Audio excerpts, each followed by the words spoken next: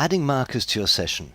Markers can be used to bookmark locations. So you might want to bookmark, for example, verse, chorus, second verse, etc. They're really going to help you improve your workflow because they're going to help you get to the part of the song quickly and efficiently.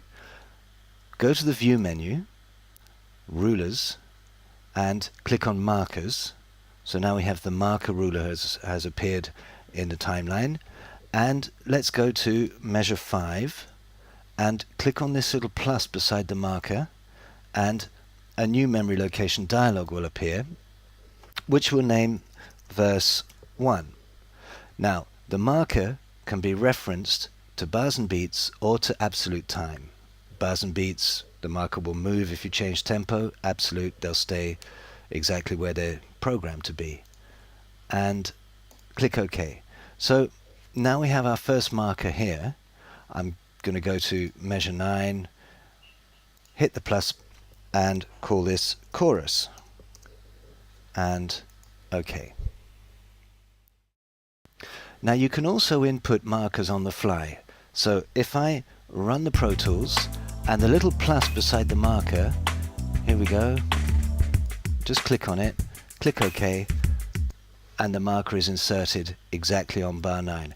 It's actually exactly on bar 9 because I'm in the grid mode and my grid resolution is 1 measure, so it quantizes any markers that I'll insert maybe just a bit before the beat, etc. Now let's have a look at the memory location window. So that's Command 5 or Control 5 if you're on a PC, and you'll see the 2 locators that I've inserted here appear in this window. Now I can locate to my verse 1 by clicking on verse 1, okay, and now the counter's at measure 5, or clicking on marker number 2 and now my counter's at measure 9. I can recall the marker either by clicking here in the window, or it's on the keypad, period, the memory location number and period. So if I want to go to locator 1, it's period 1 period, and then we go to measure 1, to locator 1. I can also name, I'm going to name this if I double click on it.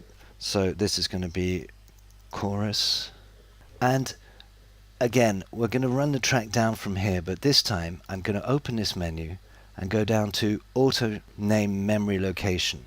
So this is going to automatically name the memory locations as I click on the plus button. You can also, by the way, click enter or press enter on the keyboard. There we go. And these markers are being automatically named, so I can run the track down in one go like that, and I can obviously rename them. To delete markers, you could take the marker and click and drag it into the edit. You see this little trash can, or you can select the marker, click on the menu, clear marker 4, for example, or you can click on the marker and pull it up above the same thing, trash can.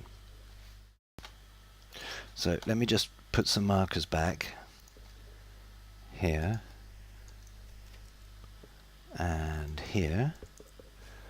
Okay, and if I was to hit Option or Alt, here you see the little minus sign, so I can erase this way.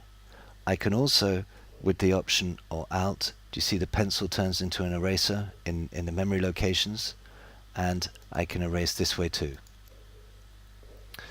And again, I'm going to put back some markers, and